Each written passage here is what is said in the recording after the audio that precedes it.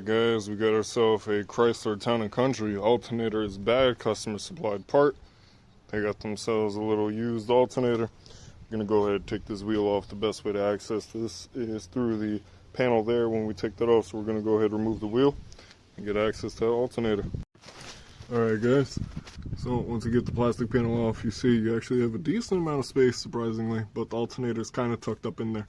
So what we're actually going to need to do is we're going to need to drop the AC compressor and let it dangle a bit loose, so when it drops out the way, we could fish the alternator through the pocket here or the pocket over there.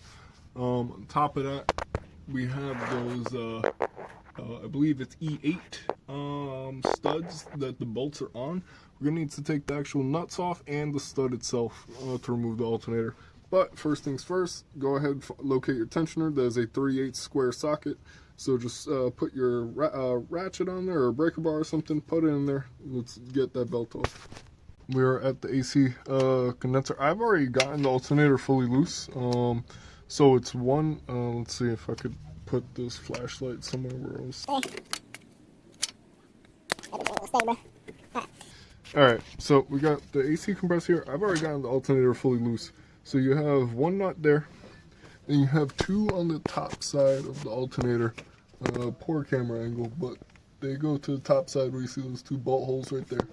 Then you have one on the front, which you can see is missing, so I took it out. That one is one of the studded ones. It just came out as the whole thing. The actual nut at the end didn't come loose, but that doesn't really matter, because we would need to take it fully out anyway. I believe we are going to need to take this stud out. I've already gotten it loose, but I left it there in the time being so I could start working on the AC compressor. So it's two bolts here, one on top of this stud, and then you got one right back there. This wiring harness will be sitting on it, and that's what that plastic is right there where my pinky's touching. That sits right on top of there, so you just pull that off. You're going to want to take your electrical connector off for your AC compressor. Using little picks really helps with getting these little locking tabs off, so just pull it up and then you can press down right here, pull out. Alright guys, old alternator, new one.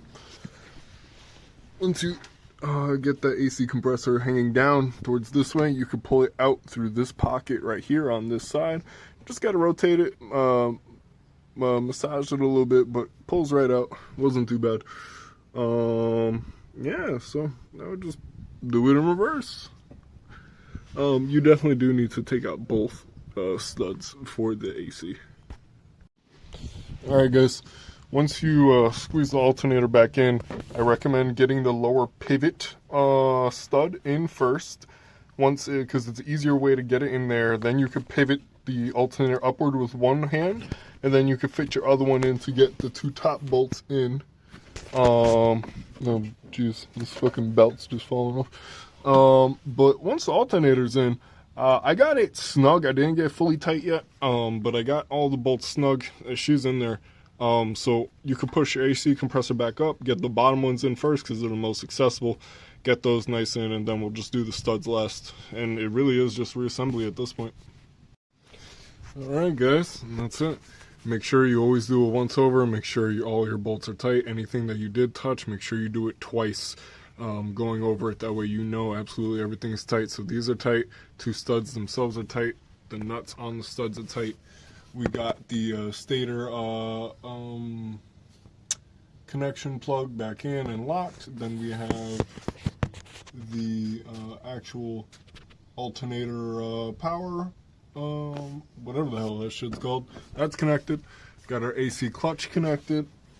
Our belt, definitely do a once over on the belt. Make sure that your belt isn't actually on a lip on any of the pulleys. Everything's looking good. And once again, we had the stud there for the alternator. Make sure that's tight. And then we had two, trying to show my phone up there. Those two bolts right there. Make sure those are nice and tight. But once again, very simple, easy to do from below the car. Didn't take much time at all.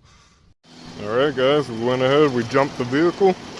I put my multimeter on it. Always put your multimeter on, especially not only just a new alternator, but especially used or remanufactured alternators. Go ahead and put your multimeter on, check, make sure you should be seeing around 14 volts, looking nominal. Everything, she's running good. Considering that battery is completely dead, and the fact that she's still running means that that alternator is providing enough power to keep the car running, which is a good alternator. But that's the job done, guys. See you in the next one.